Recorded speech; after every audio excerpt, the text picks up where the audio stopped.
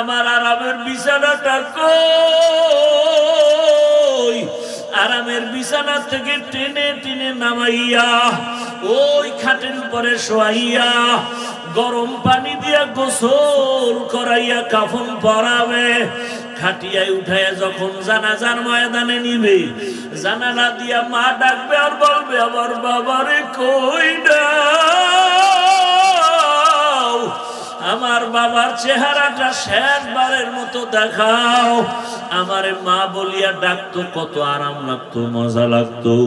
আজ আমার বাবাই নাই, আমাকে মা বলে ডাক দেওয়ার হলো না। ওই মার থেকে বিদায় নিয়ে জানাজা পড়াইয়া এমন এক বাগানে কবর খনন করবে যেখানে দিনের বেলাও যাইতে বড় ভয় লাগে। ওই কবরে রাখার পরে মাটি দিয়া সবাই যখন চলে যাবে, দুইজন ফেরেশতা প্রশ্ন করার জন্য হাজির হবে। ও আল্লাহর বান্দারা, তিনটা প্রশ্ন সবার বেলায়। রবের পরিচয় দাও, ধর্মের পরিচয় দাও, রহমতের নবীর পরিচয় দাও। ওই প্রশ্নের জবাব যারা দিতে পারবে, আমার আল্লাহ কুদরতি আওয়াজ দিয়া বলবেন, এর কবর জান্নাতের বিছানা দিয়া দাও, জান্নাতের সাথে রাস্তা খুলে দাও।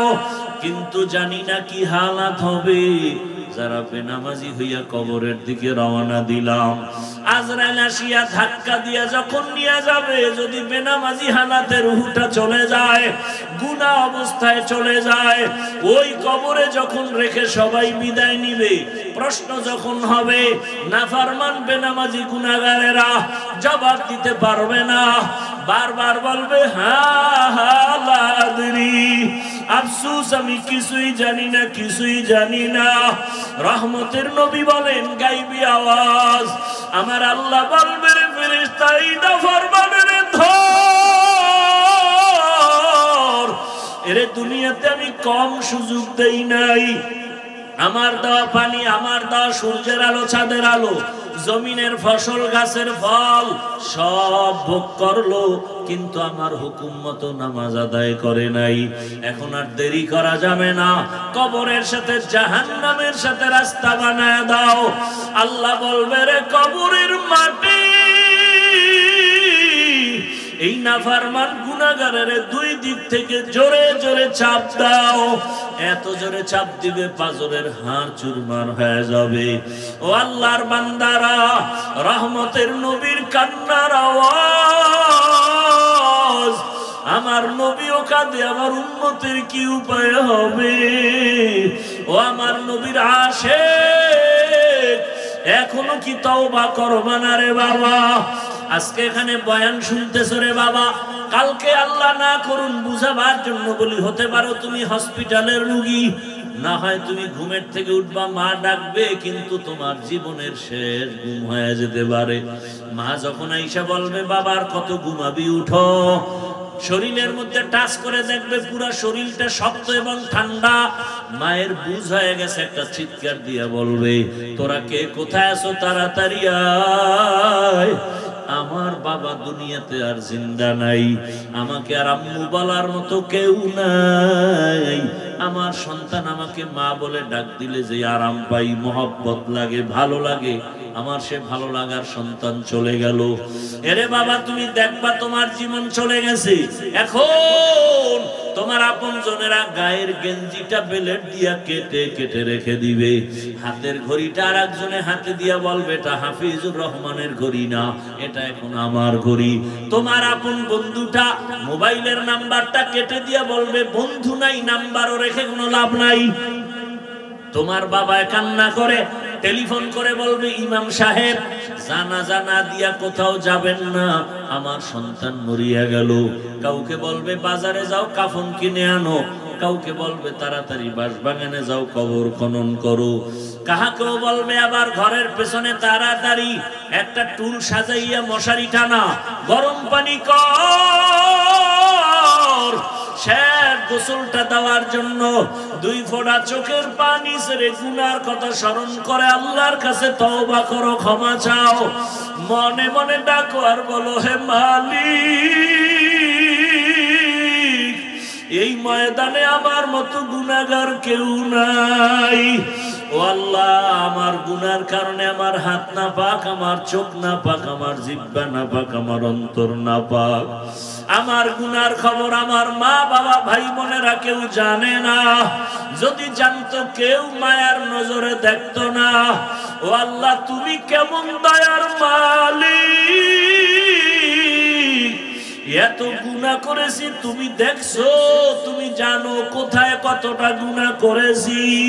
ও আল্লাহ, তুমি রাগ করিয়া কখনো পানিও বন্ধ করো নাই, খানা বন্ধ করো নাই, সম্মানের জায়গা থেকে ফালাইয়া দাও নাই। আজকে তওবার নিয়ত করে ফেললাম, আমার মতো বান্দা যদি জেনারেল লাইনে থাকিয়া নামাজ পড়ে আমি কেন পারবো না? আমার মতো যুবক যদি চাকরি করে নামাজ পড়ে, ব্যবসা করে নামাজ পড়ে, ড্রাইভারি করে নামাজ পড়ে আমি কেন পারবো না? ও আল্লাহ, আমি তওবা করতেছি, আর দাড়ি কাটবো না, নামাজ ছাড়বো না, বেপরদায় চলবো না। আল্লাহ তাআলা বলেন, বান্দা আমি আল্লাহর পরেই তো মা বাবার ইবাদত আর খেদমতের জন্য আমি অর্ডার করেছি। ওই মা বাবার খেদমত করো, কারণ ওই মা বাবার অবদান তুমি কোনোদিন অস্বীকার করতে পারবা না রে বাবা। মা বাবার চোখের পানি আর দোয়া আজ তোমার এত সম্মান। মা বাবার চোখের পানি আর দোয়ার ফসল তুমি সন্তান, টাকার মালিক, বাড়ির গাড়ির মালিক হয়েছো, সম্মানের মালিক। ওই মা বাবার সাথে বেয়াদবি করা যাবে না। রহমতের নবী বলেন, মা বাবা খুশি তো আমার আল্লাহ তার উপরে খুশি। আল্লাহ তাআলা বলেন, সবাইকে বেজার করা গেল, আমি আল্লাহকে বেজার করবা না কেন? আমি তোমাকে যে দয়া করেছি কেউ সে দয়া করে নাই। দুনিয়াতে তুমি আসছো, তুমি তোমার মাকে মা বলে ডাকবা, পরের কথা মাকে তুমি চিনোই না। বরং তোমার একটাই পুঁজি, কান্নার আওয়াজ। দুনিয়াতে আসার পর একটা বাচ্চা শুধু কান্নার আওয়াজ। পেটে ক্ষুধা লাগছে বলতে পারি না, শুধু কান্নার আওয়াজ। বাথরুমে যাব বলতে পারি না, কান্নার আওয়াজ। গরম লাগতেছে, বাতাসের প্রয়োজন বলতে পারি না, কান্নার আওয়াজ। বাচ্চার শুধু কান্না কান্না কান্না। ওই কান্নার মধ্যেই যেন বাচ্চা বুঝায় আমার এখন বাথরুমের দরকার।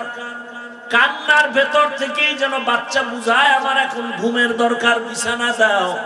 কেউ বুঝে না ওর কান্নার ভাষা। আমার আল্লাহ মায়ের মধ্যে একটা রাডার লাগায় দিছেন, চুম্বকের মতো। বাচ্চার কান্না দিয়ে কখন কি চায় বাবাও বুঝে না, শুধু মায়ে বুঝে। বাচ্চাটারে খানা খাওয়াই দিছে, সুজি খাওয়াই দিছে, এখনো কাঁদতেছে। 5 মিনিট পরে বাবা কয়, বাচ্চা কাঁদে কেন, খানা দাও। মা বলে, 5 মিনিট আগে খানা দিলাম, আবার কিসের খানা? কথা, কাঁদে কেন? মা বলে, বাচ্চা ঘুমের আগে কাঁদে, সেই কান্না চলতেছে। আল্লাহ বলেন, তোর মাই জানে তোর কান্নার ভাষা কেমন, বাবাও বুঝে না। আমি আল্লাহ তোর কান্নার পুঁজি দিয়া মায়ের থেকে সব দাবি আদায় করে দিলাম। বলতে পারো না মা খানা দাও, কান্নার আওয়াজ দিয়া সব আশা পূরণ করেছো। ওই কান্নাটা ধরে রাখ, তোর মায়ের থেকে 99 গুণ মায়া আমি আল্লাহর বেশি। একটা বাচ্চা যদি কান্না করে মায়ের মোহাব্বত কেড়ে নিয়ে সব দাবি আদায় করে, আমি আল্লাহর কাছেও যদি ওই কান্নাটা দিয়া চাইতে পারো, আমি তোর কান্নার ভাষা বুঝা তোর দাবি কেন আদায় করব না? ওই কান্না ধরে রাখ, কারণ কান্না বড় দামি এক সম্পদ। কান্না দেখলে এমন কোন মানুষ নাই যার দয়া হয় না। সন্তানের কান্না মা বাবার দয়া, ছাত্রের কান্না শিক্ষকের দয়া। ওই মায়া দয়ার তুলনায় আমি আল্লাহর মায়া তো অনেক বেশি। তুমি কান্নাটা ধরে রাখো, আমি আল্লাহ তোমার সব চাহিদা পূরণ করব। এখন তো কান্না নাই, কেউ কান্নার বয়ানও নাই। কেউ কান্না করলে মানুষ তার দিকে তাকায় হাসে, বলে দেখ লজ্জা নাই কেমনে কান্না করে। অথচ আল্লাহ পাক বলেন ফালিয়াযহাকু কালিলান ওয়া লিয়াবকু কাসীরা, কম হাসো বেশি বেশি কান্না করো। কান্নার বয়ানও নাই, কান্নাও নাই। কেউ যদি কাঁদে লজ্জা নাই, দেখ কেমনে কাঁদে। আমাকে বলেন তো আপনারা, এটা কান্নার প্যান্ডেল না হাসার প্যান্ডেল? কান্নার প্যান্ডেলে কান্না করাটা স্বাভাবিক, হাসি দেওয়াটা অস্বাভাবিক। হাসির প্যান্ডেলে হাসি দেওয়াটা স্বাভাবিক, কান্না করা অস্বাভাবিক। তাহলে আপনি কান্নাওয়ালাকে প্রশ্ন করেন, লজ্জা নাই, এই লোকটা কাঁদে কেন? প্রশ্ন তো আপনাকে করা দরকার, কান্নার প্যান্ডেলে বসছেন, আপনার চোখে কান্না নাই কেন? আপনাকে করা দরকার, কান্নার প্যান্ডেলে বসছেন, চোখে পানি নাই কেন, কান্না নাই কেন? উল্টা আপনি কান্নাওয়ালার দিকে তাকায় প্রশ্ন করেন, লোকটা কাঁদে কেন? বড় আশ্চর্য। কান্নাকাটি নাই, অথচ চোখের পানি ছাড়া কখনো জাহান্নামের আগুন নিভানো যাবে না। বলেন একজন নবীর নাম বলেন যে কাঁদে নাই। নূহ নবী এত কাঁদছেন যে তার নাম হলো আব্দুল গফফার। আল্লাহ নবীর নূহ নবীর কান্না দেখে এত মায়া লাগছে, আল্লাহ কান্নাওয়ালা শব্দ দিয়ে ডাকলেন, ইয়া নূহ, হে কান্নাওয়ালা। আর সেই নামে সূরা নাজিল হয়ে গেছে, সূরা নূহ। আল্লাহর কাছে কান্না পছন্দ হয়ে গেছে, নাম হলো আব্দুল গফফার। আল্লাহ ডাকলেন, ইয়া নূহ, হে ক্রন্দনকারী আমার গোলাম। আমার রাসূল কাঁদতেছেন, এগুলি বলার সময় কই? এক সূরার ঘরের সূরা বলতেছে যে নবী বেশি কাঁদে না, তোমরা তো কাঁদো কেন? এই রাসূলের সাথে তুলনা দেওয়াও তো বেয়াদবি আমি মনে করি। রাসূল পাক, তুমি আমি না পাক। রাসূলের ঘাম পাক, তুমি আমি না পাক। বলে রাসূল করে না, আমি সেটা করব কেন? আল্লাহ হেদায়েত দান করুন। এতক্ষণ আলোচনায় কি বুঝলেন? আল্লাহকে বেজার করা যাবে, কিন্তু করি তো। প্রত্যেকটা পদে পদে আল্লাহকে বেজার করি। পর্দা করলে আল্লাহ খুশি, আত্মীয় স্বজন বেজার। এবার আত্মীয়কে খুশি করে সদরঘাট বানায় ফেলাইছে, কোনো পর্দা নাই। চাচতো বোন চাচতো ভাই, মামতো বোন মামাতো ভাই, হ্যাঁ, বউরে সালাম দেয় না, বেআইনেরে সালাম দেয় নাই। স্ত্রীকে সালাম দেয় না, শালীকে সালাম দেয়, আছে না নাই? এবার কয়টা আল্লাহকে বেজার করলা কেন? কয় আল্লাহরে পরে তওবা করে রাজি করে ফেলবো, এখন আত্মীয় ঠিক রাখি। এরকম প্রত্যেকটা পদক্ষেপ আমরা আল্লাহকে বেজার করে চলতেছি। অন্তর কোনো আফসোসও আসে না। আল্লাহ দয়া করে আমাদেরকে হেদায়েত দান করুন। কষ্ট হইতেছে আপনাদের না? কি বয়ান করলে আপনাদের মন ঠিক থাকবে বুঝে আসে না। আসলে কি সব কপাল, সব কি হেদায়েতের মালিক আমি না আল্লাহ? আমার কথায় কি হেদায়েত হবে? আরে ভাই, আমি কি? মক্কা মদিনার ইমামও বাদ দেন, স্বয়ং রাসূলের বয়ানে কালেমা কপালে আসে না। কারণ হেদায়েতের চাবি কার হাতে? মান ইয়াহদিল্লাহু ফাহুয়াল মুহতাদ ওয়া মান ইউদ্লিল ফালান তাজিদা লাহু ওয়ালিয়াম মুরশিদা। আল্লাহ যাকে কবুল করবেন সে হেদায়েতের মালা গলায় পরবে, আর যার কপাল বড় খারাপ হেদায়েত পাবে দূরের কথা, হেদায়েত পাওয়ার কোনো মুর্শিদও পাবে না, পথ প্রদর্শক পাবে না।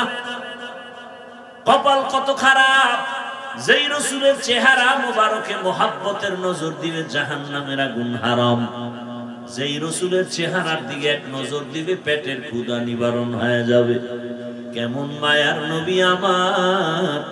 যেই রহমতের নবী যেখানে কদম দেয় সেখান থেকে মিশকের ঘরাণ। রহমতের নবী, কেমন মায়ার নবী আমার! যেই রাসূলের দিকে তাকাইলে পূর্ণিমার চাঁদের আলোটাও দুর্বল হয়ে যায়, সেই রসুলকে একবার আর দুইবার না 13 বছর দেখলো, বয়ান শুনলো, পাশে বসে খানা খাইলো, কিন্তু কালেমা কপালে আসলো না। এত বড় বেঈমানের নাম জানেননি? কথা বলে না, কি নাম? গরবা সুরত আদমি ইনসাবুদে আহমদবু জাহলো হামিক সাবুদে আদমিরা আদমিয়ত লাজিমাস উদরাগর বুনা বাশদ হি জামাস।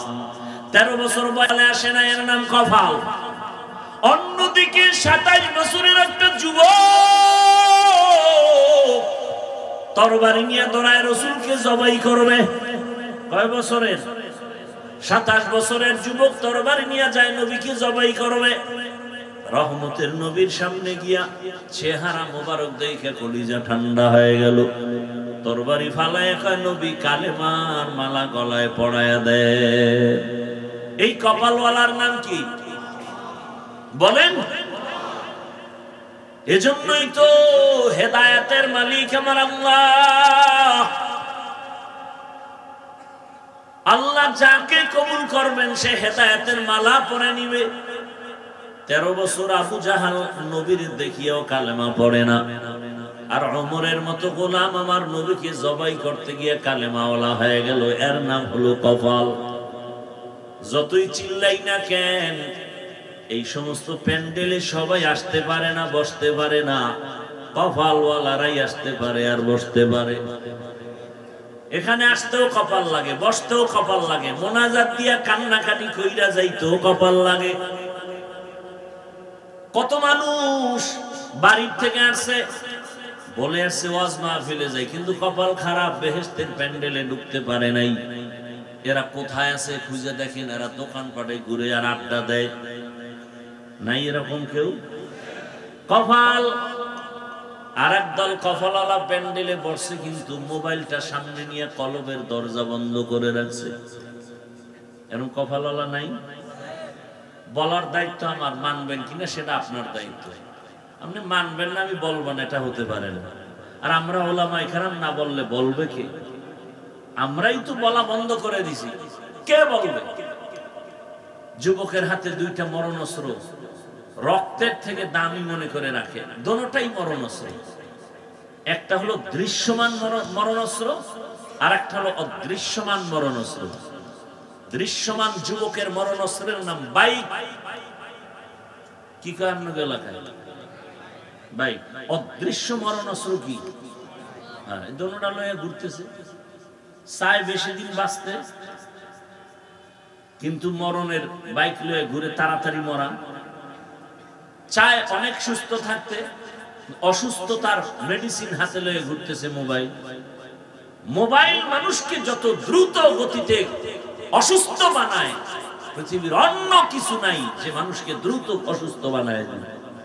কিডনি দুর্বল, হার্ট দুর্বল, চোখের পাওয়ার দুর্বল। আর সব থেকে বড় ঔষধ সুস্থ থাকার রাতের ঘুম, এটারে জবাই করছে এই গজবের মোবাইল দিয়ে।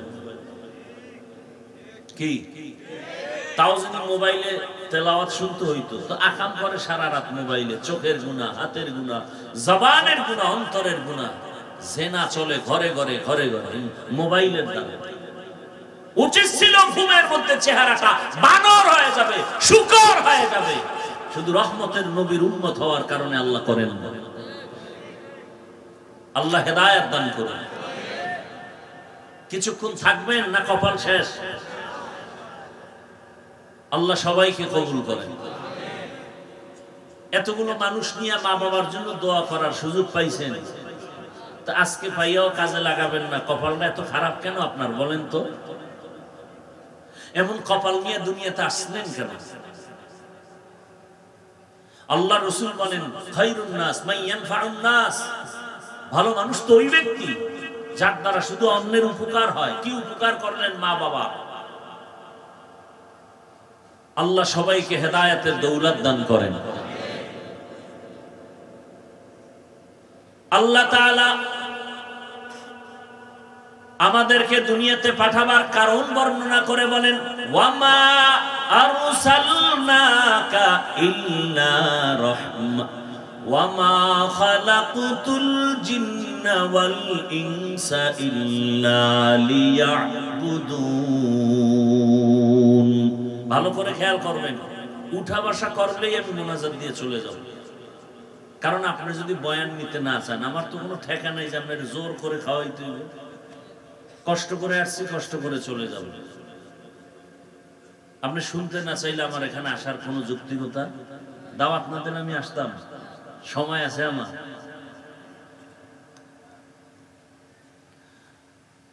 আল্লাহ আমাদেরকে হেদায়েতের দৌলত দান করেন। আল্লাহ পাক বলেন, খেয়াল করেন, ওমা খালাকতুল জিন্না ওয়াল ইনসা ইল্লা লিয়াবুদুন। ভালো করে খেয়াল করেন, আল্লাহ বলেন আমি মানুষ আর জিন বানাই নাই, হ্যাঁ বানিয়েছি ইবাদতের জন্য। এই কথাটা ডাইরেক্ট যদি আল্লাহ বলতেন মানুষ আমি জিন এবং মানুষ ইবাদতের জন্য বানাইলাম, হয়ে যেত। আল্লাহ ঘুরাইয়া বললেন কেন? প্রথমে বললেন আমি জিন ইনসান সৃষ্টি করি নাই, হ্যাঁ করেছি।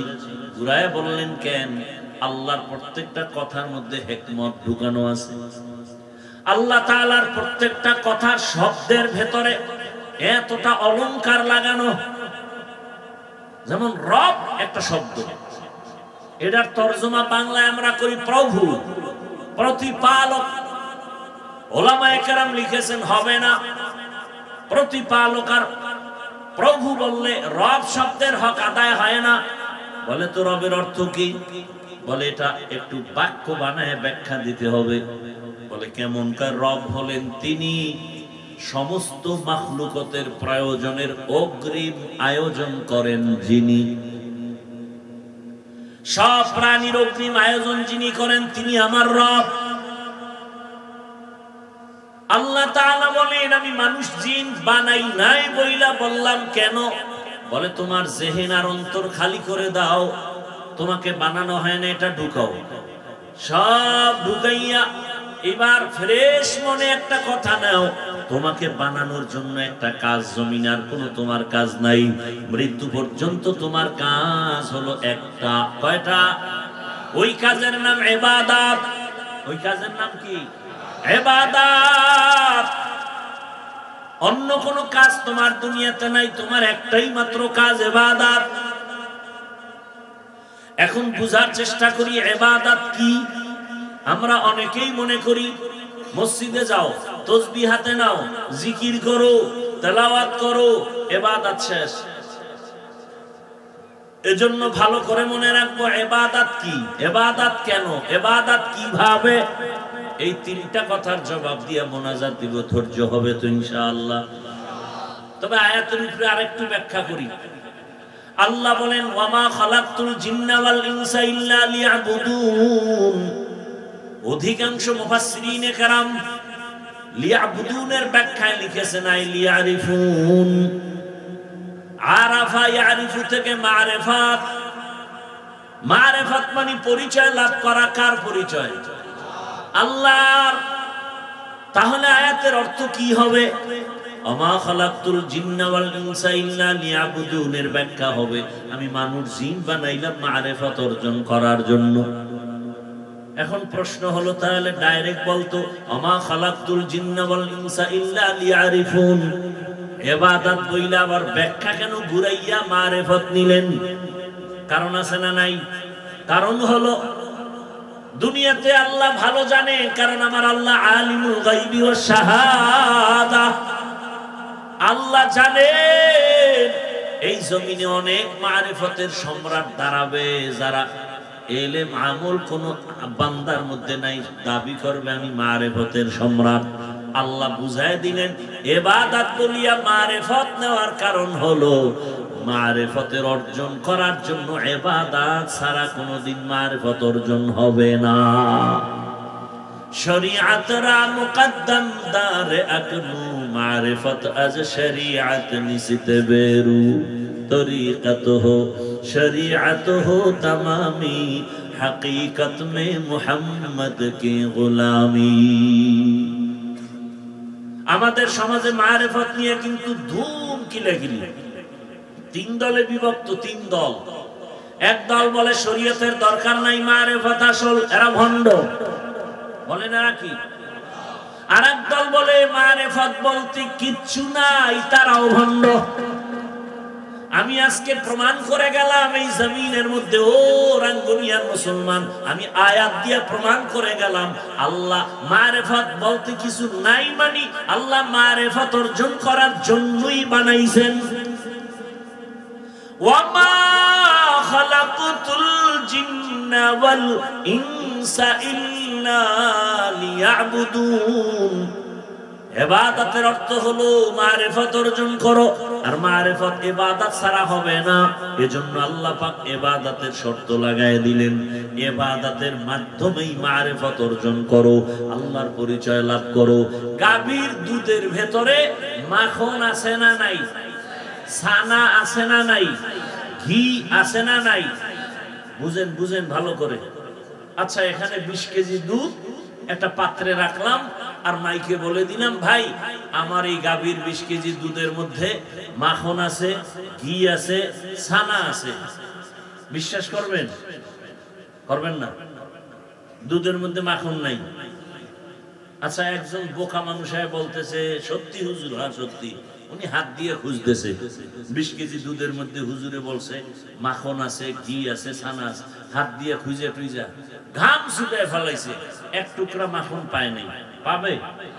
ঘি পাবে, ছানা পাবে, তার মানে কি দুধের মধ্যে নাই? আছে। আচ্ছা, আপনারা আছে কথাটা কত পার্সেন্ট সত্য বলেন? এই যে খুঁজে দেখে নাই। বলে এভাবে হবে না, মুজাহাদা করা লাগবে, মেহনত করো তো বের হবে। দুধের মধ্যে মেহনত চালাও। বলে কেমনে মেহনত চালাবা?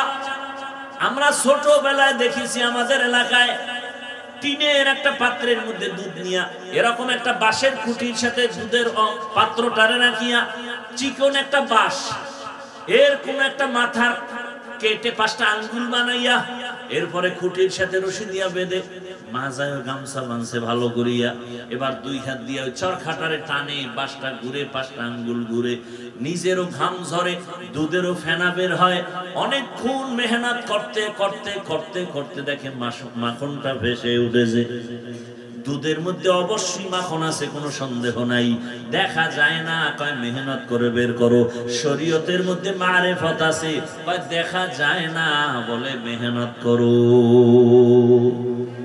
ওয়াল্লাযীনা জাহাদু ফীনা লানাহদিয়ান্নাহুম সুবুলানা ওয়া ইন্নাল্লাহা লামাআল মুহসিনিন।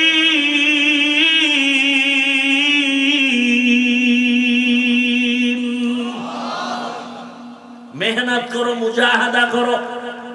শরীয়তের মধ্যে তুমি মেহনত চালাও, ইখলাসের মেহনত, দৌড়াইতে থাকো। ইখলাস নিয়ে যদি 1 বিঘা তাকাও, আল্লাহর রহমত তোমার দিকে 1 হাত আগায় যাবে। তুমি যদি 1 হাত আগাও, 2 হাত আগায় যাবে। তুমি যদি হাঁটতে থাকো, আমার মাওলা রহমত দৌড়াতে থাকবে। আল্লাহর রহমতের আশায় দৌড়াইতে থাকো, দেখবা আল্লাহর পরিচয় লাভ হয়ে যাবে। অতএব শরীয়ত ছাড়া, ইবাদত ছাড়া মারিফত পাওয়া যাবে। যারা আমল করে না, নামাজ নাই, রোজা নাই, তারা যদি মারিফতের সম্রাট দাবি করে, ওরা মারিফতের সম্রাট না। একজনে বলছে ওরা মরার পথের সম্রাট। মারিফত অর্জন হলে সে কখনো গুনাহ করবে না।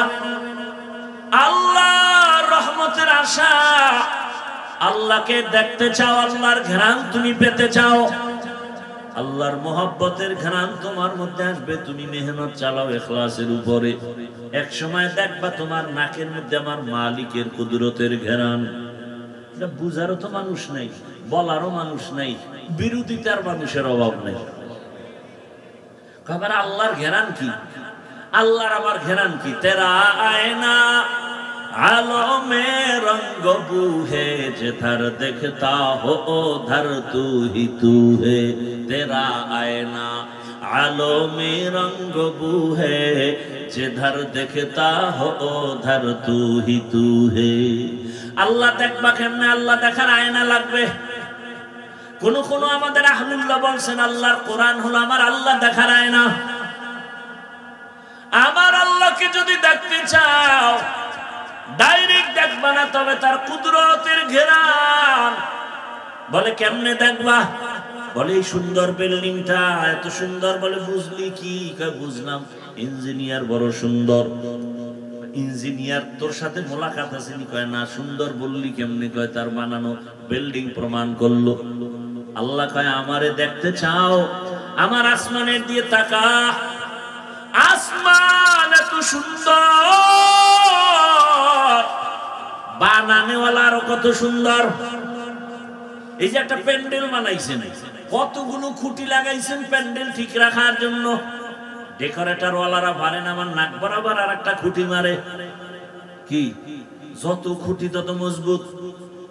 বিবেক দিয়ে একটু চিন্তা করেন, আল্লাহ তাআলা পশুকে ভালো মন্দ যাচাই করার বিবেক দেয় নাই, মানুষকে দিছে। একটু ভাবেন, এত বিশাল আসমান, এত বিশাল 7টা আসমান আল্লাহ এমন ভাবে সেট করেছেন, নিচের থেকে কোনো খুঁটি নাই, উপর থেকে কোনো রশিদ টানাও নাই। সূর্যটার দিয়ে তাকায় দেখেন কত সুন্দর। চিন্তা করেন যিনি বানাইছেন তিনি আরো কত সুন্দর। তেরা আয়না आलमे रंग बूहे जिधर देखता हो उधर तू ही तू है। ভাইরা আমার আল্লাহর মুহাব্বত আর মারিফত অর্জন করো। আল্লাহ পাকের মুহাব্বত আর মারিফত অর্জনের একমাত্র রাস্তা ইবাদত। এবার বুঝেন ইবাদত কি? বলে ইবাদত হলো প্রত্যেকটা ক্ষেত্রে আল্লাহর হুকুম বাস্তবায়ন করে চলার নাম ইবাদত। ইবাদত কেন করব? বলে একমাত্র কারণ আমার আল্লাহর সাথে হবে মোলাকাত, আর বিনিময় পুরস্কার পাবো জান্নাত। ফামান কানা ইয়ারজু লিকা রাব্বিহি ফালইআমাল আমালান সালিহা ওয়ালা ইউশরিক বিইবাদাতি রাব্বিহি আহাদা। রবের সাথে মোলাকাতের একমাত্র কাজ হলো আমল করো, নেক আমল করো, ইবাদত। ইবাদত মানে তাসবিহ টানো না, নামাজ পড়ো না, এটা ইবাদতের একটা অংশ। জীবনের সব কাজ ইবাদত। করব কেন? বলে রবের মোলাকাত, বিনিময় পুরস্কার পাবো কি? বেহেশত আযা কে আযারে নবাশুদ কাসে রাবা কাসে কারে নবাশুদ। কেমন মজার জান্নাত আল্লাহ আমাদের জন্য বানায় রাখছেন। আল্লাহ যারে জান্নাত দিবেন তারে মরার আগে জান্নাতের চেহারাটা দেখায় দিবেন। এরে নবীর আশিক যুবক, ও পর্দার আড়ালের আম্মা জানেরা, বোনেরা, ও বৃদ্ধ বাবাজিরা, কয়দিন দুনিয়ার রং তামাশায় ঘুরবা? হায়াতের অর্ধেক শেষ। দুনিয়ার পেছনে ঘুরতে ঘুরতে হায়াত শেষ। সেই আগের মতো যৌবন নাই, আগের মতো বাহাদুরি নাই, আগের মতো চোখের পাওয়ার নাই। সব খুয়াইলা নষ্ট করলা কিসের পেছনে? কোরআন পড়তে গিয়া কয় না, দুনিয়া দুনিয়া দুনিয়া জিকির করতে গিয়া আমার আখিরাত বরবাদের পথে চলে গেল। নবী বলেন দুনিয়া খুলিকাত লাকুম ওয়া আন্নাকুম খুলিকাতুম লিল আখিরা। দুনিয়া তোমার আমার গোলাম, তুমি আমি কার গোলাম? দুনিয়া তোমাকে আমাকে খুঁজবে, আমি তুমি আমার আল্লাহকে খুঁজবো। কিন্তু এখন সব উল্টা, মানুষ দুনিয়া খুঁজে, আল্লাহ তার বান্দারে খুঁজে। মানুষ এখন দুনিয়া খুঁজে, দুনিয়া খুঁজতে খুঁজতে এখন মা চেনে না মাইরা ফেলায় দুনিয়ার জন্য, দুনিয়া পাওয়ার জন্য। সামনে বাধা বাবা মেরে ফেল, দুনিয়া পাওয়ার জন্য নেতা বাধা মেরে ফেল। ভাগ বটোয়ারায় কম পড়ছে, কয় তাড়াতাড়ি মাইনাস কর। দুনিয়া এমন পাওয়া পাইল, নবী বলেন হুব্বুদ দুনিয়া রাসু কুল্লি খাতিয়া। দুনিয়ার লোভ সব ধ্বংসের কারণ। হযরত আলী বলেন দুনিয়া জিফা ওয়া তুল্লাবুহা কিলাব। দুনিয়াটা একটা মৃত্যু জন্তু, এর পেছনে যারা দৌড়ায় এরা কুত্তা। এরা কি? দুনিয়ার পেছনে যারা দৌড়ায় এরা কুত্তা। দুনিয়া দুনিয়া দুনিয়া যারা করে এরা দুইটা জিনিস চায়। কয় জিনিস চায়? জবাব দেন, কয় জিনিস চায়? একটা চায় ওরা শান্তি, আর একটা চায় সম্মান। এই দুনিয়াদারেরা দুইটা চায়, শান্তি আর কি? আল্লাহর জাতের কসম, দুনিয়াওয়ালারা সম্মানেও নাই, শান্তিতেও নাই। একটা দুনিয়াদারকে দেখাইতে পারবেন না সম্মানে আছে। ওই সম্মানের গুল্লি মারি, যেই সম্মানে প্রথমে ফুলের মালা, ফাইনালে জুতার মালা। এই সম্মানের কোনো ভ্যালু আছে? 10 তলা বিল্ডিং করেছো, এখন বিল্ডিং রেখে জঙ্গলে কেন ঘুমায়? আছে না নাই? সুইস ব্যাংকে টাকা রেখেছো, ওই টাকার মাস্তানি করে লাভ কি যদি চেক বই না থাকে? ওই টাকা যদি ভোগ করতে না পারো, এর থেকে রিক্সা চালায় খাওয়া ভালো। কথা বলেন না কেন? কোটি টাকার মালিক দেখো, অভাব হয় না দূর, গরিব ঘুমায় আরাম করে মনটা বাহাদুর। ফেরাউনের লাশটা দেখো মিশর জাদু ঘরে, খায় না মাটি পোকা মাছি সবাই ঘৃণা করে। হৃদয় থাকিবে যার নম্রতা সাদা, রহমত আসিবে সেথা প্রভুর ওয়াদা। বড়র বড়াই থাকলে দিলে রহমত আসবে না, নিজেকে নিজে ছোট মনে করিও সদা। উঁচু জমিন থেকে পানি নিচু জমিনে যায়, তেমনি খোদার রহমত আসে নম্রতার হৃদয়। ভোগ বিনাশের বাড়ি গাড়ি পরে রবে সব, থাকতে সময় স্মরণ করো আল্লাহ আমার রব। আমাদের রবকে ইন্নাল্লাযীনা ক্বালু রাব্বুনাল্লাহ, ইন্নাল্লাযীনা ক্বালু রাব্বুনাল্লাহ সুম্মা ইসতাকামু ফালা খাউফুন আলাইহিম ওয়ালা হুম ইয়াহজানুন।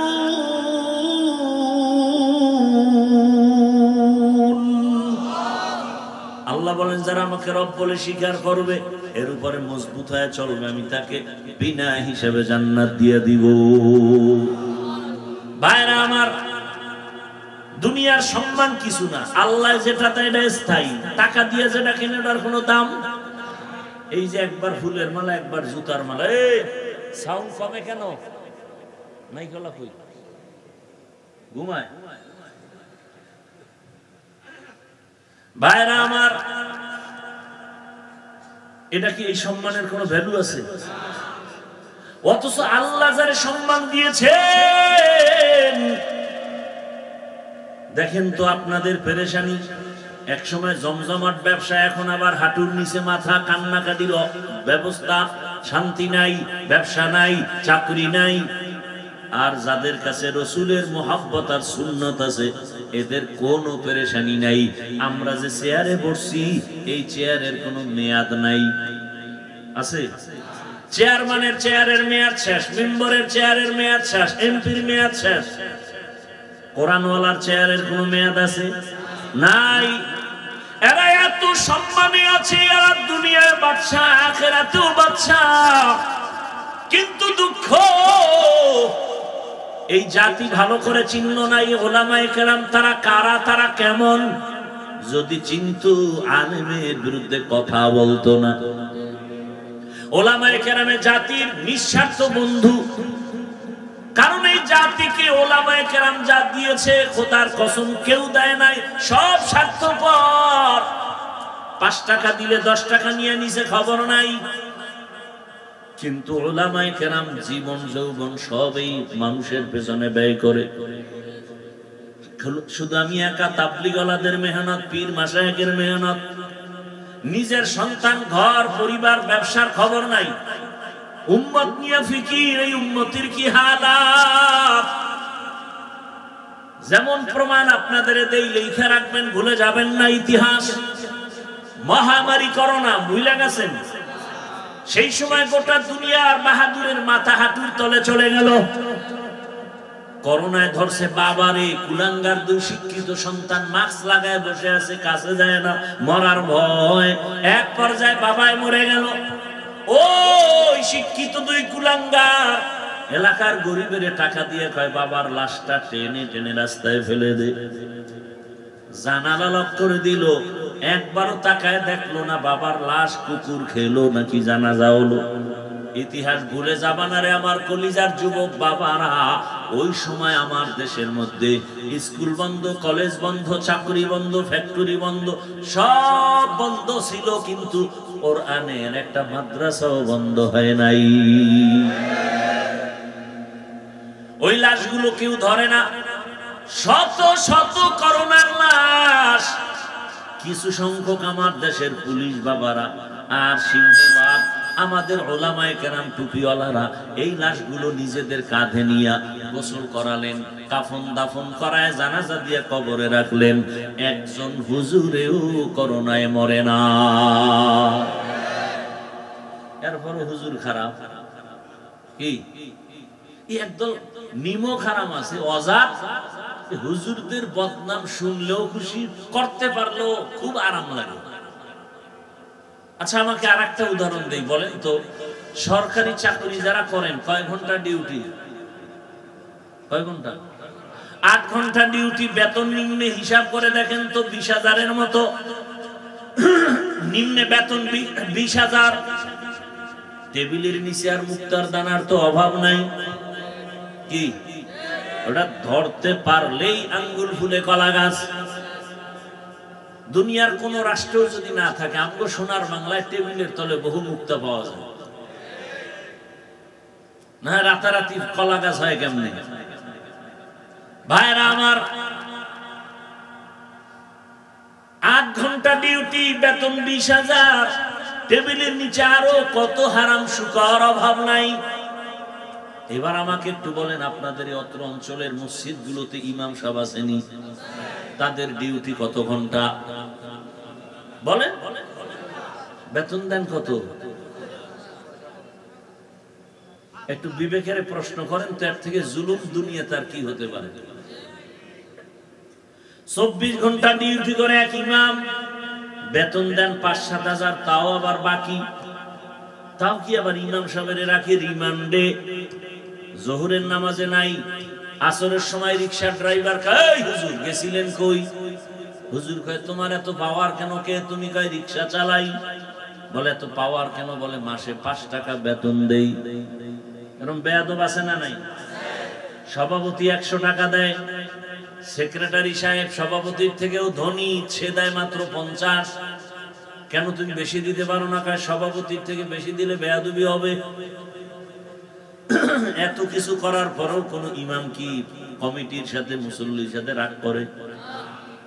জুমায় বলছেনি, আজকের জুমায় বলছেনি এই বেতন 30,000 না করলে আসর থেকে সূরাগুলো উল্টা পড়া হবে বলছে?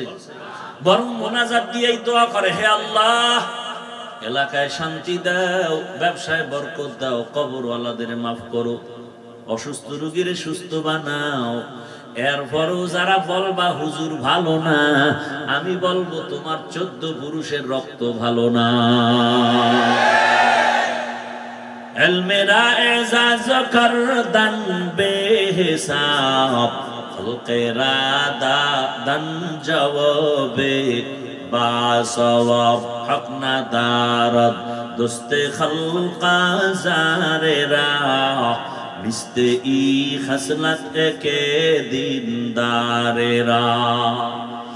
ও আমার যুবক বাবারা, বৃদ্ধ বাবাজিরা, ইবাদত কেন করব? রবের সাথে মোলাকাত, পুরস্কার পাবো, জান্নাত। এবার বুঝেন ইবাদত কিভাবে করব? ডাক্তার সাহেবের পরামর্শে কয় না, প্রফেসর সাহেবের পরামর্শে বলে না। ইবাদত কিভাবে করবা? একটাই মাত্র জবাব, তোমার জীবনে কিছু হবে রহমতের নবীর আদর্শ অনুযায়ী। রসুলের আদর্শ মেনে তুমি ব্যবসা করো, ইবাদত। রসুলের আদর্শ মেনে খানা খাও, ইবাদত। রসুলের সুন্নাত অনুযায়ী তুমি বাজারে যাও, ইবাদত। রসুলের সুন্নাত অনুযায়ী তুমি ঘুমাও, ইবাদত। রসুলের সুন্নাত বাদ দিয়া নামাজ পড়বা, ইবাদত হবে না। নবীর আদর্শ বাদ দিয়া যাকাত দিবা, ইবাদত হবে না। রোজা রাখবা, ইবাদত হবে না। যেমন একজনে মাগরিবের নামাজ 3 রাকাত ফরজে দাঁড়ায় চিন্তায় পড়ে গেল, বেজর কইরা লাভ কি? আল্লাহকে আরো 2 সেজদা রুকু বাড়ায়া আর 1 রাকাত করে 4 রাকাত জোর বানাই। আল্লাহ খুশি হবেন? আল্লাহ খুশি হবেন না কেন? বলে আমার হাবিবের তরিকায় নাই। অতএব রাসূলের তরিকায় আপনি ঘুমাইবেন ইবাদত। বলে কেমন? এশার নামাজ পড়ে নবী বলে ঘুমাও, ঘুম থেকে উঠিয়া যদি আবার ফজরের নামাজ আদায় করে নাও, ওই ঘুমের সময়টাও নেকের পাল্লায় ওজন হয়ে যাবে। মকুন সুসুতি নামাজে পাঞ্জগানা ফাওয়াইলুল লিল মুসাল্লিনাল্লাযিনা মুমিনারা ইনামাজ ইমদাদ দা ইস্তাইনু আয়াতে ও আমার বাবারা, রাসূলের তরিকা মতো চলেন। নবীজির আদর্শ নাই এমন কোন কাজ আছে নাকি? আঙ্গুলের নখগুলো কেমনে কাটবেন এখানে নবীর আদর্শ আছে? এই আশিকে রাসূল নাম দেশে সুন্নি মহাসম্মেলন। সুন্নি মানে কি? সুন্নত নাই, কথা নাই। তো আঙ্গুলের নখের দিকে জানটাহে তাকায় দেখেন তো, সুন্নি অনুযায়ী নখ হইছে না? যদি নখ সুন্নত অনুযায়ী না থাকে তাহলে আপনি সুন্নি বলার কোনো অধিকার নাই, আপনি ভণ্ড। চুলের দিকে তাকান, চুল কাটার মধ্যে রাসূলের আদর্শ আছে? আয়নার সামনে দাঁড়ায় দেখবেন নবীর তরিকায় চুল না ক্রিকেটার খেলোয়াড়দের তরিকায় চুল? যদি ক্রিকেটারের গোলাম হয়ে থাকেন তো রাসূলের আশেক দাবি করা ভণ্ডামি। জান্নাত পাওয়া এত সহজ? ভাইরা আমার, রাসূলের আদর্শ এত পারফেক্ট আদর্শ। আমার রাসূলের আদর্শই হলো দুনিয়াতে শান্তির একমাত্র ঠিকানা। দুনিয়াতে শান্তির ঠিকানার নাম ইসলাম। আল্লাহর জাতের কসম, ওরাঙ্গার মিয়ার মানুষ, পারলে লিখে রাখো, ভালো করে লিখো, ব্যানার বানাও, ব্যানার 2 ফিট 3 ফিটের ব্যানার বানাও, 200 টাকা হয়তো বিল হবে। ব্যানার বানায় বানায় সারা দেশের রাজধানী, সারা দেশের বাজার ঘাট গ্রামে লাগাও। ওই ব্যানারে লেখো পৃথিবীতে একমাত্র শান্তির ঠিকানার নাম ইসলাম। ইসলাম ছাড়া এ জমিনে কোনো তন্ত্র মন্ত্র, কোনো মতাদর্শে শান্তি দিতে পারবে না। যতদিন পর্যন্ত ইসলাম কায়েম হবে না ততদিন পর্যন্ত শুধু চাপাবাজের আওয়াজ শুনবা, শান্তি এ জাতির কপালে আসবে না।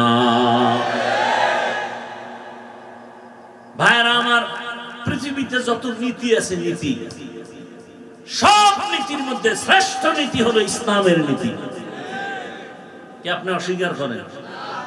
যদি বলেন আমি অস্বীকার করি বা না মানি, তাহলে আপনার ইসলামটাকে দুর্বল বানায় দিবেন। আল্লাহর কোরআন, আল্লাহর দেওয়া ইসলাম কি দুর্বল? তাহলে কেন বলেন ইসলামে এটা আছে ওটা নাই? নাই বলেন কেন? দুনিয়াতে যত নীতি আছে, পরিবার নীতি, সমাজ নীতি, রাষ্ট্রনীতি, অর্থনীতি, ইসলামে নাই? বরং ইসলামের পরিবার নীতি শ্রেষ্ঠ নীতি। দুনিয়াতে যত সমাজ নীতি আছে, ইসলামের সমাজ নীতি শ্রেষ্ঠ নীতি। দুনিয়াতে যত অর্থনীতি আছে, একমাত্র ইসলামী অর্থনীতি হলো শ্রেষ্ঠ অর্থনীতি। দুনিয়াতে যত রাষ্ট্রনীতি আর রাজনীতি আছে, ইসলামী রাজনীতি হলো শ্রেষ্ঠ রাজনীতি। ইসলামের নীতি এত সুন্দর, আর আপনি বুঝাইতেছেন পাবলিকের। খবরদার, রাজনীতির মধ্যে ধর্মকে টানবেন না। কেন? আমগো ধর্ম আর রাজনীতি তো আলাদা না? আলাদা নাকি? যে ইসলাম আলাদা, ধর্ম আলাদা, রাজনীতি আলাদা। আমগো অর্থনীতি যা ইসলাম তা, আমগো সমাজনীতি তাও ইসলাম। ইসলাম বাদ দিয়ে আমগো সমাজনীতি নাই, ইসলাম বাদ দিয়ে অর্থনীতি নাই, ইসলাম ছাড়া আমগো রাষ্ট্রনীতি নাই। আমাদের রাষ্ট্রনীতি মানে ইসলাম, আমাদের অর্থনীতি মানে ইসলাম। মিলানো, বলে কেমন মিলানো? সূর্যের সাথে আলো যেমন মিলানো, বাতির সাথে আলো যেমন মিলানো, ফুলের সাথে ঘ্রাণটা যেমন মিলানো। ফুলের থেকে ঘ্রাণ আলাদা হলে ফুল যেমন ফুল না। রাজনীতি থেকে ইসলাম যদি আলাদা করে দাও, ওটা রাজনীতি না, ওটা দুর্নীতি আর পেটনীতি।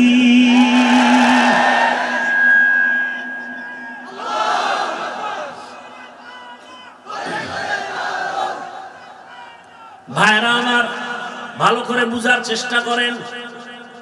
আল্লাহর ইসলাম আমার দুর্বল না। আপনি যদি বলেন ইসলামে এটা আছে ওটা নাই, তার মানে আপনি ইসলামটাকে দুর্বল বানায় দিলেন।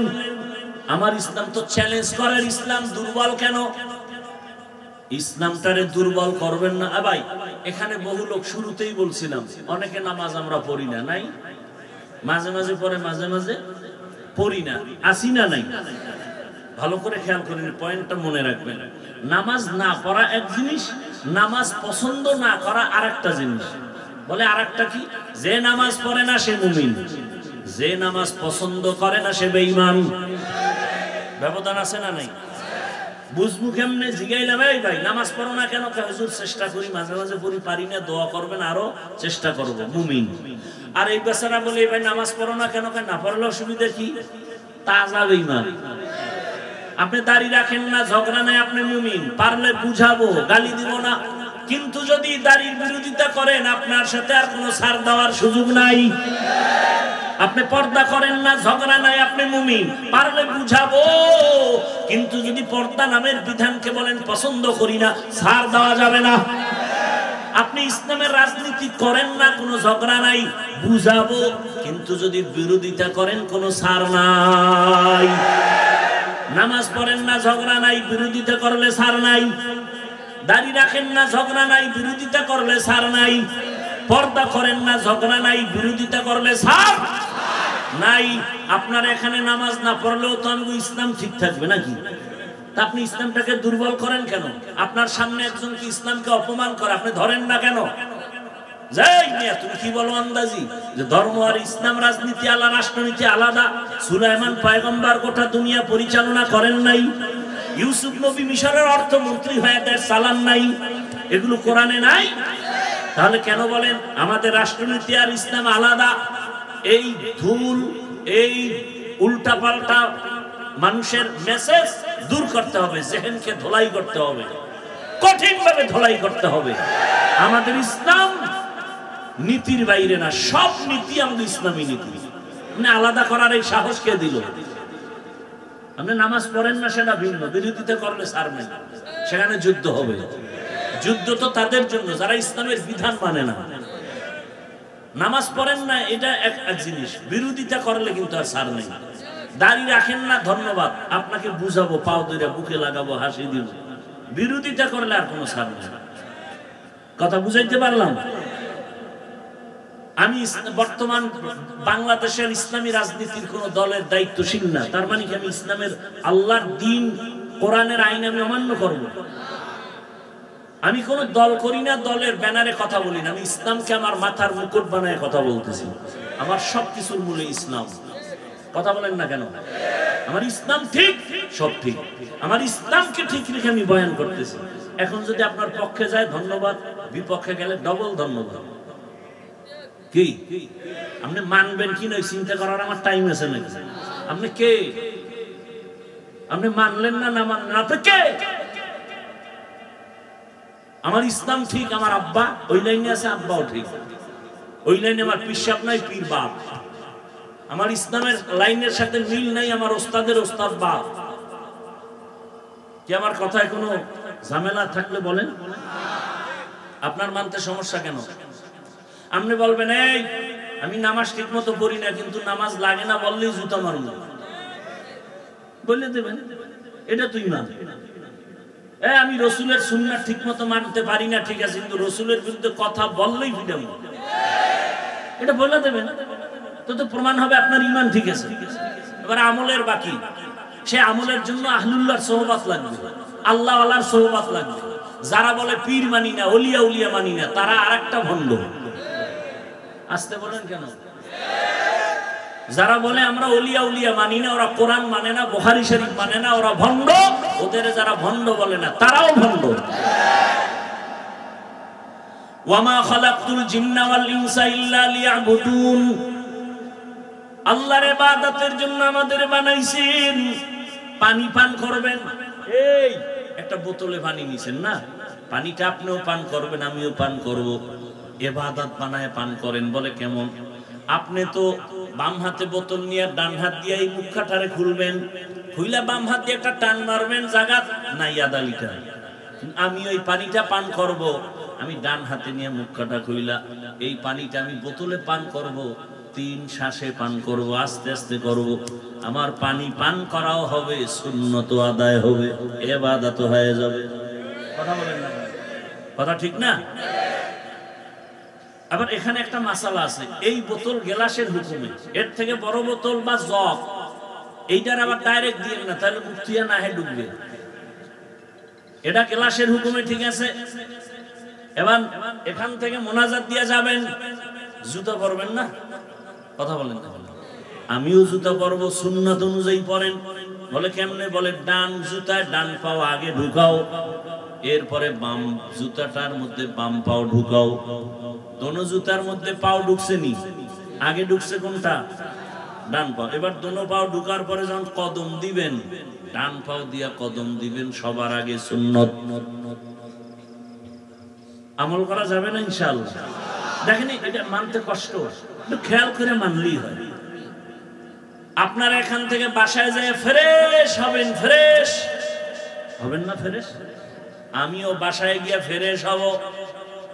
কোথায় গিয়ে ফ্রেশ হবেন? বাসায়। বাসায় কোথায়? আরে বাসার মধ্যে আলাদা জায়গা আছে না? ওই জায়গাটার নাম কি? বেডরুম। কোন? ওয়াশরুম। ওয়াশরুম, ওয়াশরুম মানে বাথরুম না। এটাকে আমিও চেষ্টা করি, আপনারাও করেন। বাথরুমকে ওয়াশরুম বানায় না। বাথরুম আলাদা, ওয়াশরুম আলাদা করেন। প্রয়োজনে মাঝখানে গ্লাস লাগান। বাথরুম এক সাইড, ওয়াশরুম আর এক সাইড। কারণ বাথরুম হলো জিন্নাতের আড্ডাখানা, জিন শয়তানের আড্ডাখানা। ওয়াশরুমে আপনি টুপি ছাড়া ঢুকেন, নিষেধ নাই, কিন্তু বাথরুমে টুপি ছাড়া ঢুকা যাবে না, খালি পায়ে ঢুকা যাবে না। বাথরুমে ঢুকতে গেলে হিসাব লাগাইতে হবে, আগে বাম পাও দাও, বের হতে গেলে ডান পাও। খালি মাথায় বাথরুমে যাওয়া যাবে না। আমরা সবাই বাথরুমের ওয়াশরুম বানাইয়া, এবার জুতারও খবর নাই, টুপিরও খবর নাই। এমন নিম্ন চাপ শুরু হয়েছে, এক দৌড় যায় শীতে বইরে পইরেকে ধরে দেয় নাই, মাথা ফাইটে গেছে। সুন্নাত অনুযায়ী বাথরুমে যাবেন, কোন দুর্ঘটনা হবে না ইনশাআল্লাহ।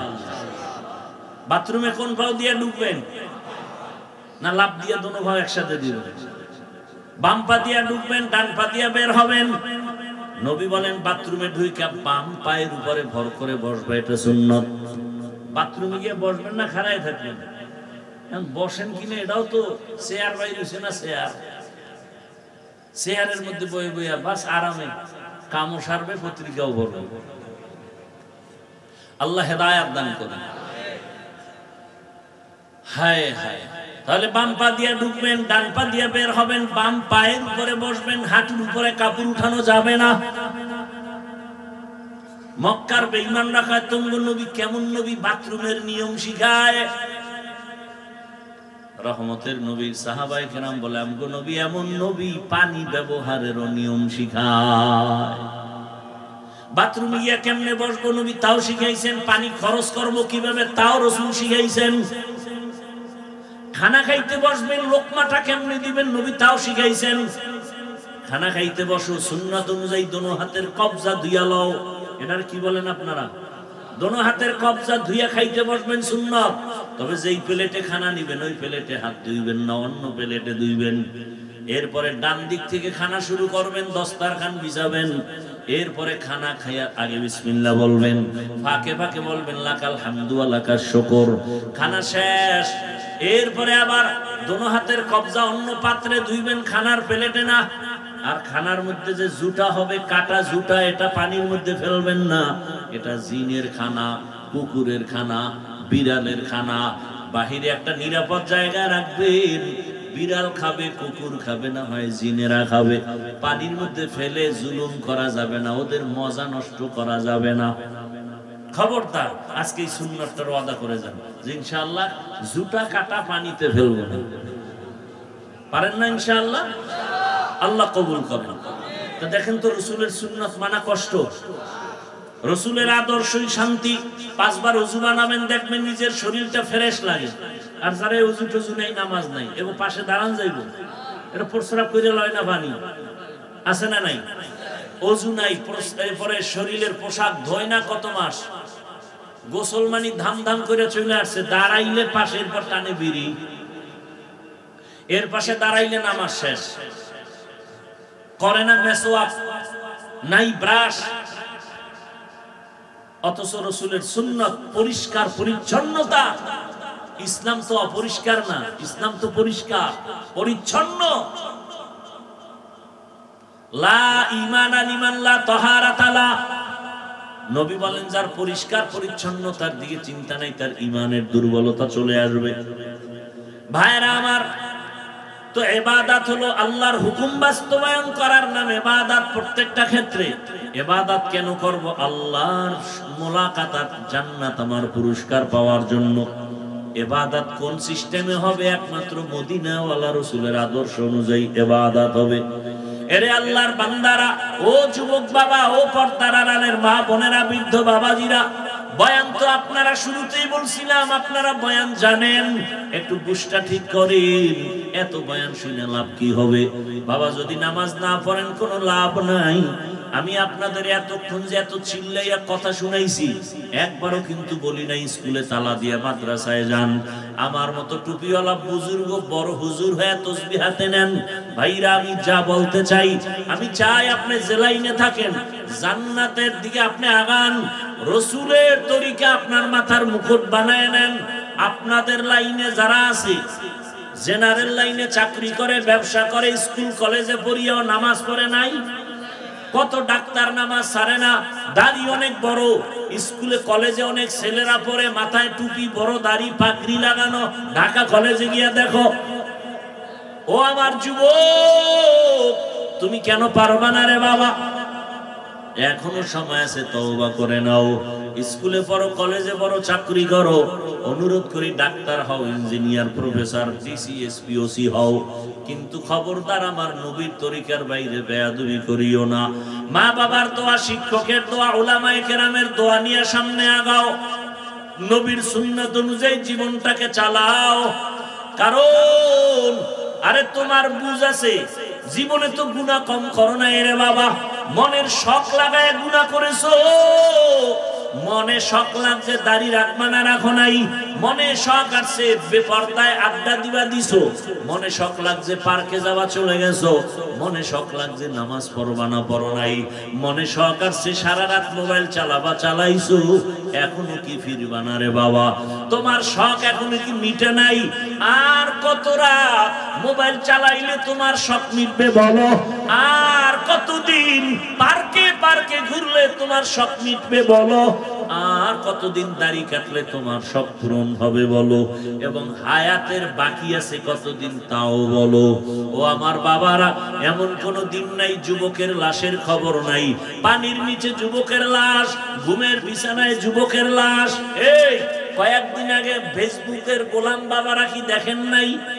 বিদেশ থেকে যুবক ছেলে আসছে, টাকা স্বর্ণ নিয়া এয়ারপোর্টে নামছে, ঢাকা শাহজালাল আন্তর্জাতিক বিমানবন্দর। পরিবারের সবাই গাড়ি নিয়ে অপেক্ষা, গাড়ির মধ্যে এসে উঠছে। বহুদিনের বিরহের মহব্বতের বেদনার আনন্দ শুরু হয়ে গেল। বাচ্চা সহ খুব আনন্দ করতে করতে বাড়ি যায়। বাড়ি যাওয়ার আগ মুহূর্তে গাড়িটা পানির মধ্যে পড়ে গেল, সন্তান মারা গেল, স্ত্রী মরে গেল। ওই আল্লাহর বান্দা মিডিয়ার সামনে এমন কান্নার আওয়াজ, বলে মানুষ বিবাহ করিয়া খাইয়া না খাইয়া আনন্দে কাটায়, স্ত্রী সন্তান থাকে, কিন্তু আমার কপাল কেন এত খারাপ? সব ছেড়ে গেলাম বিদেশে টাকা কামাই করতে, কিন্তু আজ আমি স্বর্ণ অলংকার নিয়ে আসছি, ঘরে থাকবো, কত আনন্দ করব, কিন্তু আমার কপাল বড় খারাপ। আমার হাতের উপরে আমার বাচ্চাটা মরে গেল, আমার চোখের সামনে স্ত্রী মরে গেল। আমি এখন কোন ঘরে গিয়ে যাব? আমি ঘরে গেলেই তো দেখি আমার ঘর আছে, কিন্তু ঘরের আনন্দ দেওয়ার বাচ্চাও নাই, ঘরের মধ্যে বাতি জ্বালাবার আমার স্ত্রীও নাই। এমন কান্নার আওয়াজ। কয়েক বছর আগে আমার দেশে সিত্রান নামের একটা তুফান হয়েছিল ডিসেম্বরে। বহু আগে এমন তুফান একটা যুবক ছেলে 8 বছর চাকরি করে বিদেশ থেকে আসছে, আইসা দোতলা একটা বিল্ডিং ডুপ্লেক্স বানাইছে। আগামী শুক্রবার বিল্ডিং উঠবে, হুজুরকে দাওয়াত দিছে, মাত্র 2-3 দিন বাকি। দ্রুত মিস্ত্রি কাজ করতেছে, পাশে একটা টিনের ঘর, ওই ঘরে গিয়ে রাতে ঘুমায়। মিস্ত্রি কাজ করে দিন রাত্র 24 ঘন্টা। ওর 8 বছরের টোটাল কামাই এই বিল্ডিং এর ভেতরে। কিন্তু 2 দিন আগেই তুফান যখন শুরু হয়ে গেল, বিল্ডিং এর পাশে টিনের ঘর, একটা চোখের উপরে ওই যুবক, তার স্ত্রী আর বাচ্চাটা, মাঝখানে 3 জন সমানভাবে ঘুমাচ্ছে।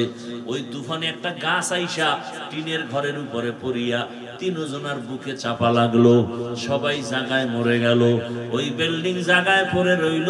আমার মাওলায় আর ওই ঘরে উঠতে দেয় নাই, আসল বাড়ি ডাক দিয়া নিয়ে গেছে। ও আমার যুবক বাবারা, চোখ বন্ধ করে কত স্বপ্নই না দেখো, কিন্তু চোখের সামনে কত যুবকের হারাইছি। কোন দিন তোমার আমার খবর হবে জানা নাই। আজকে এখানে বয়ান শুনতেছ রে বাবা, কালকে আল্লাহ না করুন বুঝাবার জন্য বলি, হতে পারো তুমি হসপিটালের রোগী, না হয় তুমি ঘুমের থেকে উঠবা, মা ডাকবে, কিন্তু তোমার জীবনের শেষ ঘুম হয়ে যেতে পারে। মা যখন আইসা বলবে বাবার কত ঘুমাবি, উঠো, শরীরের মধ্যে টাচ করে দেখবে পুরা শরীরটা শক্ত এবং ঠান্ডা। মায়ের বুঝ হয়ে গেছে, একটা চিৎকার দিয়া বলবে, তোরা কে কোথায় আছো, তাড়াতাড়ি আয়, আমার বাবা দুনিয়াতে আর জিন্দা নাই, আমাকে আর আম্মু বলার মতো কেউ নাই। আমার সন্তান আমাকে মা বলে ডাক দিলে যে আরাম পাই, মহব্বত লাগে, ভালো লাগে, আমার সে ভালো লাগার সন্তান চলে গেল। এরে বাবা, তুমি দেখবা তোমার জীবন চলে গেছে। এখন তোমার আপন জনেরা গায়ের গেঞ্জিটা বেলেট দিয়া কেটে কেটে রেখে দিবে, হাতের ঘড়িটা আর একজনে হাতে দিয়া বলবে এটা হাফিজুর রহমানের ঘড়ি না, এটা এখন আমার ঘড়ি। তোমার আপন বন্ধুটা মোবাইলের নাম্বারটা কেটে দিয়া বলবে বন্ধু নাই, নাম্বারও রেখে কোনো লাভ নাই। তোমার বাবা কান্না করে টেলিফোন করে বলবে ইমাম সাহেব জানাজা না দিয়া কোথাও যাবেন না, আমার সন্তান মরিয়া গেল। কাউকে বলবে বাজারে যাও কাফন কিনে আনো, কাউকে বলবে তাড়াতাড়ি বাঁশবাগানে যাও কবর খনন করো, কাহাকেও বলবে আবার ঘরের পেছনে তাড়াতাড়ি একটা টুল সাজাইয়া মশারি টানা, গরম পানি কর, শেষ গোসলটা দেওয়ার জন্য। সবাই বলবে ঘর থেকে লাশটা নামাও, আমার আরামের বিছানাটা কই, আরামের বিছানা থেকে টেনে টেনে নামাইয়া ওই খাটের উপরে শোয়াইয়া গরম পানি দিয়া গোসল করাইয়া কাফন পরাবে। খাটিয়ায় উঠাইয়া যখন জানাজার ময়দানে নিবে, জানালা দিয়া মা ডাকবে আর বলবে আমার বাবারে কই দাও, আমার বাবার চেহারাটা শেষবারের মতো দেখাও। আমারে মা বলিয়া ডাকতো, কত আরাম লাগতো, মজা লাগতো। আজ আমার বাবাই নাই, আমাকে মা বলে ডাক দেওয়া আর হলো না। ওই মার থেকে বিদায় নিয়ে জানাজা পড়াইয়া এমন এক বাগানে কবর খনন করবে যেখানে দিনের বেলাও যাইতে বড় ভয় লাগে। ওই কবরে রাখার পরে মাটি দিয়া সবাই যখন চলে যাবে, 2 জন ফেরেশতা প্রশ্ন করার জন্য হাজির হবে। ও আল্লাহর বান্দারা, 3টা প্রশ্ন সবার বেলায়, রবের পরিচয় দাও, ধর্মের পরিচয় দাও, রহমতের নবীর পরিচয় দাও। ওই প্রশ্নের জবাব যারা দিতে পারবে, আমার আল্লাহ কুদরতি আওয়াজ দিয়া বলবেন এর কবর জান্নাতের বিছানা দিয়া দাও, জান্নাতের সাথে রাস্তা খুলে দাও। কিন্তু জানি না কি হালাত হবে যারা বেনামাজি হইয়া কবরের দিকে রওনা দিলাম। আজরাইল আসিয়া ধাক্কা দিয়া যখন নিয়ে যাবে, যদি বেনামাজি হালাতে রূহটা চলে যায়, গুনাহ অবস্থায় চলে যায়, ওই কবরে যখন রেখে সবাই বিদায় নিবে, প্রশ্ন যখন হবে, নাফরমান বেনামাজি গুনাহগারেরা জবাব দিতে পারবে না, বারবার বলবে হা হা লা আদরি, আফসোস আমি কিছুই জানি না, কিছুই জানি না। রহমতের নবী বলেন গাইবি আওয়াজ, আমার আল্লাহ বলবেন ফেরেশতা এই নাফরমানের ধর, এরে দুনিয়াতে আমি কম সুযোগ দেই নাই, আমার দেওয়া পানি, আমার দেওয়া সূর্যের আলো, চাঁদের আলো, জমিনের ফসল, গাছের ফল সব ভোগ করলো, কিন্তু আমার হুকুম মতো নামাজ আদায় করে নাই। এখন আর দেরি করা যাবে না, কবরের সাথে জাহান্নামের সাথে রাস্তা বানায় দাও। আল্লাহ বলবে, রে কবরের মাটি, এই নাফরমান গুনাহগারের দুই দিক থেকে জোরে জোরে চাপ দাও। এত জোরে চাপ দিবে পাজরের হাড় চুরমার হয়ে যাবে। ও আল্লাহর বান্দারা, রহমতের নবীর কান্নার আওয়াজ, আমার নবীও কাঁদে, আমার উম্মতের কি উপায় হবে? ও আমার নবীর আশিক, এখনো কি তওবা করবা না রে বাবা? দুই ফোঁটা চোখের পানি ছেড়ে গুনার কথা স্মরণ করে আল্লাহর কাছে তওবা করো, ক্ষমা চাও, মনে মনে ডাকো আর বলো, হে মালিক, এই ময়দানে আমার মতো গুনাহগার কেউ নাই। ও আল্লাহ, আমার গুনার কারণে আমার হাত না পাক, আমার চোখ না পাক, আমার জিহ্বা না পাক, আমার অন্তর না পাক। আমার গুনার খবর আমার মা বাবা ভাই বোনেরা কেউ জানে না। যদি জানতো কেউ মায়ার নজরে দেখতো না। ও আল্লাহ, তুমি কেমন দয়ার মালিক, এত গুনাহ করেছি, তুমি দেখছো, তুমি জানো কোথায় কতটা গুনাহ করেছি।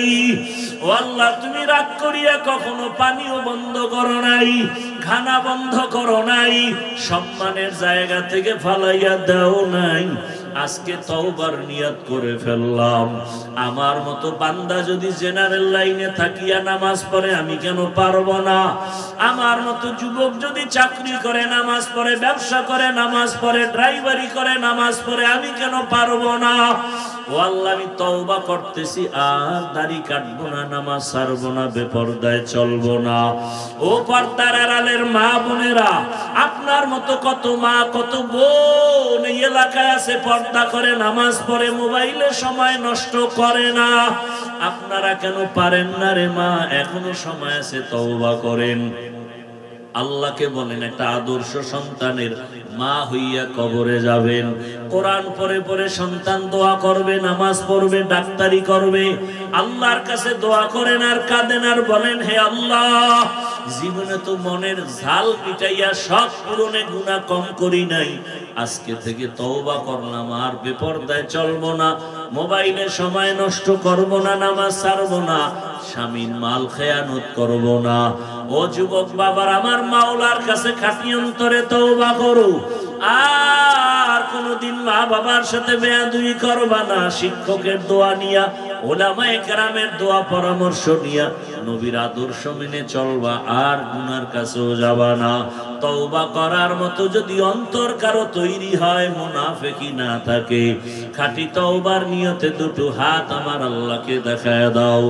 আয় আল্লাহ, হাতগুলো কবুল করে নেন, তওবা কবুল করে নেন, তওবার উপরে মজবুত হইয়া চলার তৌফিক দান করেন, আমিন। আলহামদুলিল্লাহি রাব্বিল আলামিন, والصلاة والسلام على سيد الأنبياء والمرسلين وعلى آله وأصحابه أجمعين. يا أرحم الراحمين، يا أرحم الراحمين، يا أرحم الراحمين. رب ارحمهما كما ربياني صغيرا.